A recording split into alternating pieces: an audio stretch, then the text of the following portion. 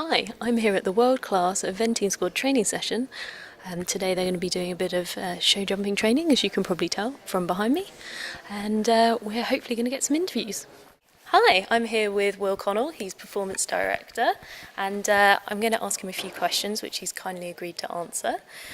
First of all, can we start off talking about the world-class programme, and kind of what's involved and how it helps the riders and all of that sort of thing?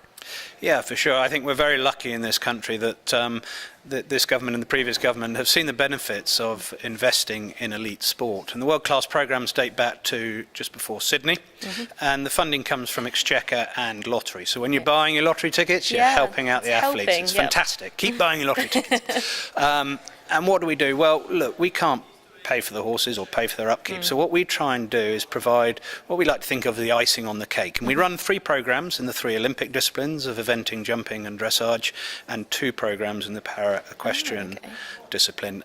So across the 3 Olympic disciplines, we run Equine Pathway, where we seek to identify the horses as early as possible in their career that we think might have championship level ability. Development program seeks to identify young riders, sort of around the ages of 18 to 20 plus. That's the Excel program, is that right? Excel sits just below development. So yeah, Excel's kind of Sport England funded. Unfortunately only in England at the moment, but we'll seek to expand that where we can. And that feeds into development, as we call it, or pre-podium as some sports call it. And then the top program is performance. That's the sort of here and now rider-horse partnerships that we hope will go on and win lots of medals for Great Britain. So within those programs, we're trying to provide education at the lower level, but also, of course, help and advice on competition planning, on sports science and medicine, i.e. veterinary, farrier, human sports science medicine. We have a almost full-time physiotherapist travelling around the yards, working with the riders. Coaching support, obviously very important, both at squad sessions like here today, where you are, and our coaches go into the riders' home yards and work with the riders' home coaches, or personal coaches, as they're called in some sports. And so work very closely with them. And then, of course, the logistics for the major championships, the World Equestrian Games, the Europeans, and, of course, the Olympic Games. So that's what we try and do. It's a very wide spectrum. We only run 2 programs in para-equestrian dressage because it's more about finding the right horse for each rider as opposed to all of the riders having young horses. So we have a couple of people that are out there looking for horses for riders that fit with their disability. So if you're talking about finding, so we're talking about the equine pathway and we're talking about finding horses that way, is it the same thing? So kind of almost scouts going out looking for young horses, or do people put them forward? Yeah, well, actually, different across the 3 disciplines. In eventing and jumping, we do it on statistics. It's on competition results. So we have sort of at each age group of horse, we have a different level of competition that you have to achieve certain results in, if that makes sense. In dressage, we do it through assessment because you score very good marks, say, at advanced. It doesn't mean to say the horse is going to go on and be a Grand Prix horse. So we use people who have a proven ability in coaching and judging and riding Grand Prix horses to try and assess the horses. It's a bit of an art. More potential. Yeah, it is, because you can trying to predict which horses will step up to Grand Prix is not easy. If it was easy, I'd be driving around in a Ferrari. I can well imagine. So then if we move on to the Olympics, I know you get asked this a lot, but what are our hopes for the Olympics, do you think, this year? Well, our hopes are that Team GB win lots of medals across all the sports. I think the BOA sum it up very well. You know, what we want is more medals across more sports. I mean, we had a very good Beijing, didn't we, as a team, as a British team. To finish 4th in the medal table was a hell of an achievement.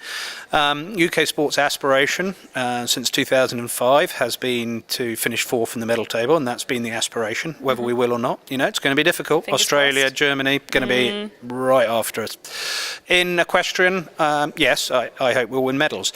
If you want me to tie down how many and where, then that's really not something that exercises my mind, because my job is to help the staff and the riders prepare as well as possible to deliver the best possible results. And if we deliver the best possible results, that's really what we're there to do.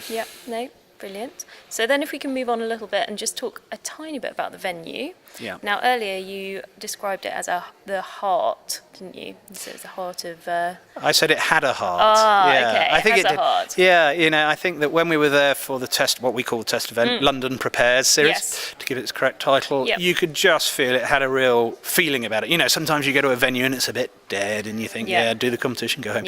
This had, I think, a heart. And personality. Yeah, you've got beautiful architecture, lovely park, right in the heart of London, and suddenly you're bringing in elite sport, in this case equestrian. And I think equestrian fits in that park, actually, in terms of, with the heritage and all that sort of thing. So, and I think, why did I think it had a heart? Because you could just feel a little bit of excitement, and you felt a little bit nervous, and you thought, God blimey, this is a year out, a year's time.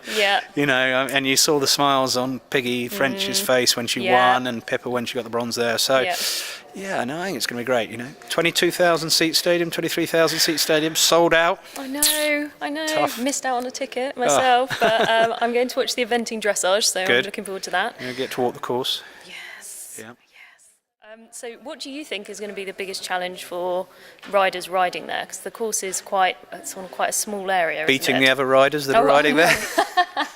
Getting better marks. Getting better marks? Yeah. Okay. Look, dressage and jumping, it's an arena. Yeah. It's a, whatever it is, 80 by 100 jumping arena, 20 by 60 dressage arena. Yeah. It's, there'll be more atmosphere. 22,000 seats is a lot of atmosphere. The cross country will provide... some unusual challenges. We go to Chatsworth, that's not exactly flat. Burley isn't flat, So yes, it goes up and down hills, and there will be some twisty bits. I think will be less twisty than the test event, I think. But the park will be full of people, so there'll be this sort of tunnel of people that they're galloping through. And I think they've got to really go for it. And but I think the best horse and the best rider will still rise to the surface. Yeah. Absolutely. Well, that's perfect. Thank you very much for speaking to us. No problem. Thank you.